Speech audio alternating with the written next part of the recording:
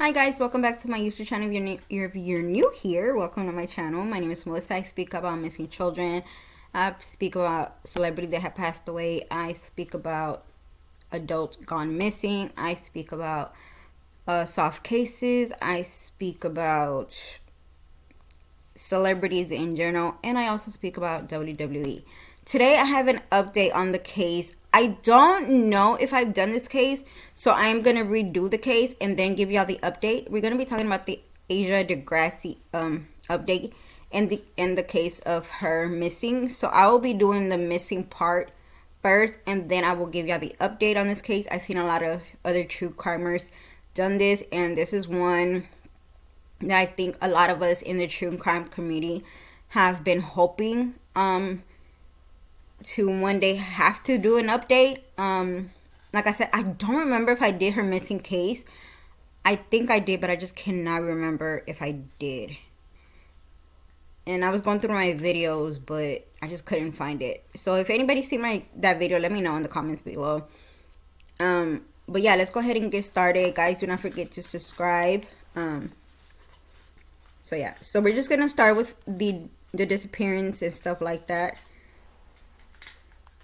So she went missing at age 9. Her height and weight was 5'6", 60 pounds. Possibly a white nightshirt with a teddy bear on it, a acid watch or white jeans, and white size 3 Nike sneakers, carrying a Tweety Bird purse and a black backpack. Dark green early 1970 model Lincoln Mark IV or Ford Thunderbird with rust around the wheel wells. African American female, black hair, brown eyes. Asha may style her hair in pigtails or name and pronounce Asha. So Asha resided with her family in an apartment of a Court Street in Shelby, North Carolina in 2000. She was last seen inside her home at approximately 2:30 a.m. on February the 14th of 2000. Asha's father went to sleep at the time and told authorities his daughter was asleep in her bed when he checked on her. Asha shared a room with her older brother, who stated that he heard noises during the early morning's hours and assumed that his sister was tossing in her sleep.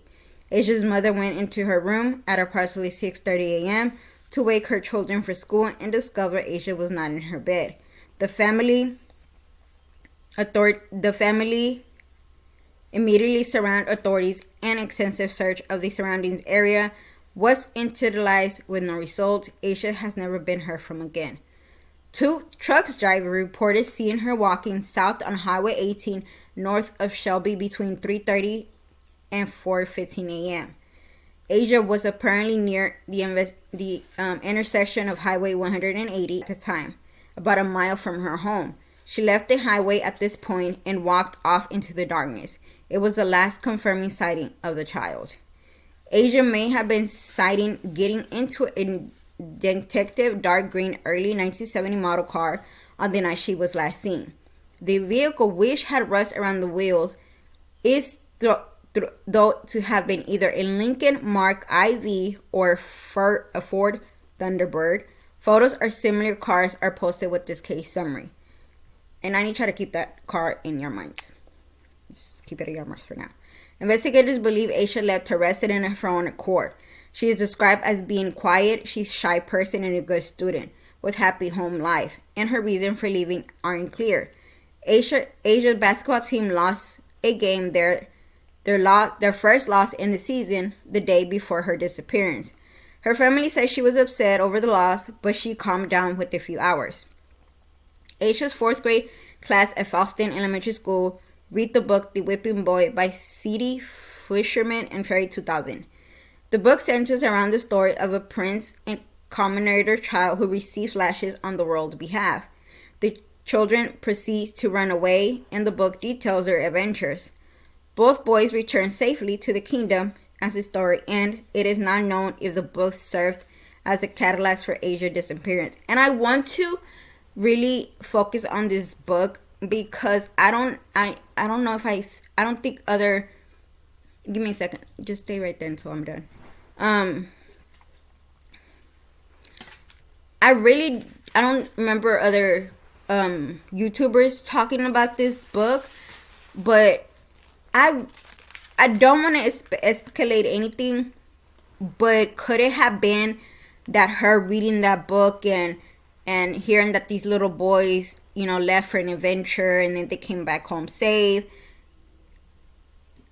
Can I say that that's what was the thing that with her, that she wanted to, she wanted to go explore the world? And I mean, when you're a child, yes, your parents do tell you, they tell you how dangerous it is to not talk to strangers. They give you that talk, but when you read as a child, you also, when you read these type of books, a fairy tale, you want to believe it. You want to believe that there are good people in the world. I mean, even as an adult, me personally, I believe that there are good people in the world, but I also believe that there's the worst of the worst. You know what I mean? And if that's the case, was that the case? Was the book was something that she wanted? I don't think. I mean, they lost one game, and her family said after that she was okay. Because kids know, you have to teach kids, you never win. There's gonna be a point in your life that you will lose, but you have to pick yourself up, dust yourself out, and keep going and walk with a straight high face. You know what I mean? So I do personally, just a little part of me think that it could have been that. It could have been the book, and how, I've never read the book, so I don't know if that's what's the thing. If I don't forget, I will definitely be looking at the book and just read more about it. Asia's black book bag and black Tweety Bird purse was missing from her room after her disappearance, along with a pair of blue jeans with the red stripe, black sneakers, a long sleeve white shirt with purple lettering, a red vest with black trimmer, black overalls, and the Tweety Bird on them, and a long sleeve black and white shirt. At the doors to the house were found locked. Aisha kept her house key in the book bag. Aisha's pencil mark and Mickey Mouse hair bow was discovered on the ground and the doorway of a tool shed on Turner's Auxiliary and Highway 18 on Friday the 17th of 2000. 3 days after her disappearance, her belongings were found near the stretch of the road, and Aisha was seen walking in the early morning hours of Friday the 14th. A search of the area failed to produce any additional evidence. The items were recovered more than 1 mile from Aisha's residence. A contractor uncovered Aisha's book bag, which has her name and telephone number written on it, buried of Highway 18 in August 2001. 18 months after her disappearance, the item had been double wrapped in black plastic trash bags and was found more than 26 miles from her family home in a different direction from where she's been walking. Nearly some animal bones and a pair of men's Nike pants were found. Confirmed reports state that the bag contained Aisha's name on a piece of paper, as well as clothing and pencil cases. DNA found on was linked to 2 people, Alina Victoria de Mulder Ramirez, who was 13 years old at the time of Aisha's disappearance, and a man named Russell Burley Underhill.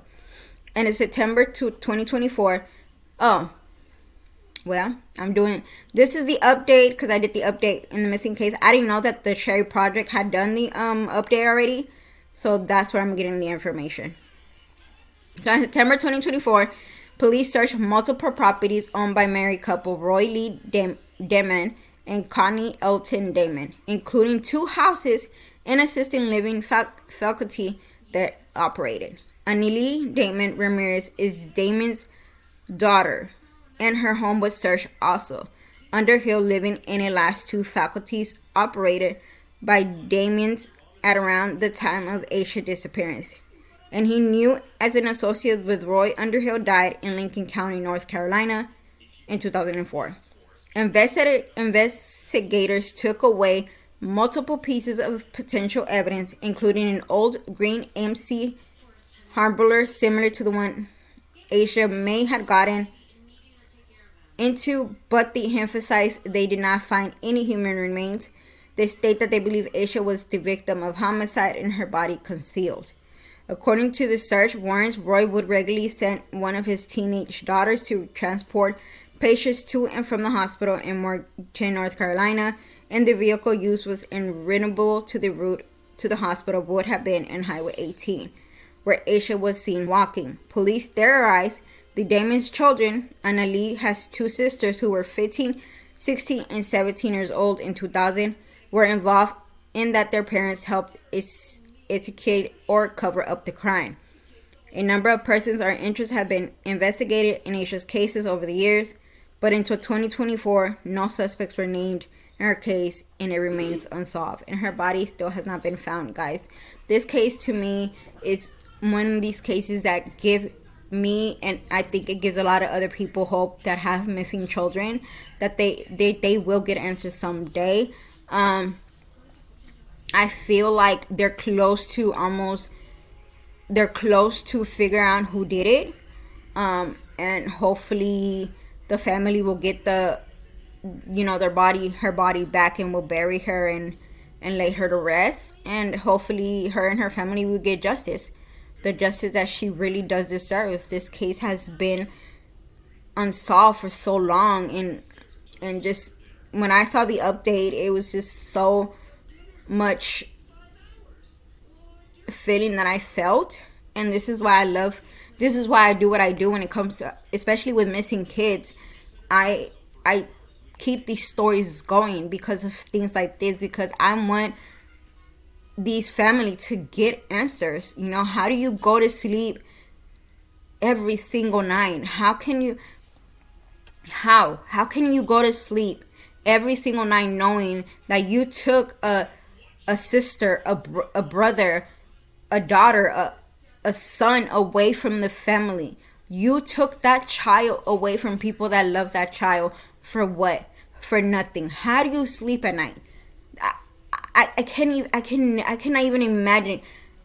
I can't even imagine having you wake up, you marry somebody that had a dark past, you had kids with this person, and then 20 years down the line, you find out that this person took another family's child away from them. How do you react? And then you tell yourself, he slept like, they slept like nothing happened, and it breaks my heart. And I would not want to imagine the pain that these parents have to go through. Birthdays, Christmas, any type of holidays, you cannot celebrate your child. Part of you keeps that hope that your child's alive. I mean, there's been cases of child that have been found. There was a recent case not that long ago where he was found as an adult. I mean, his parents weren't here to see it, but they were found. There's cases that have happened, and they're gonna keep happening, but we need to keep these stories alive. We need to keep these stories going, and I've always said this, and I'm always gonna say it. I don't have a lot of subscribers. I don't edit my videos. I don't have the lights and all that, but I don't care. I do this because I want to help family get the answers they need, and I do hope that my next update will be of who did it, and letting y'all know that they found her body, and that the family finally got answers. So yeah, guys, I will be doing a video later. Not later today, but I will be doing a video soon. I started working, so I don't know how soon I'll be doing that. So yeah, guys, y'all have a great weekend. Y'all have a great Thursday, and y'all be careful out there. And also, if you were affected by the hurricane, I hope everybody's safe. I hope y'all stay safe. If anybody knows of a GoFundMe page that was created, I do not want a fake one. I want a real one.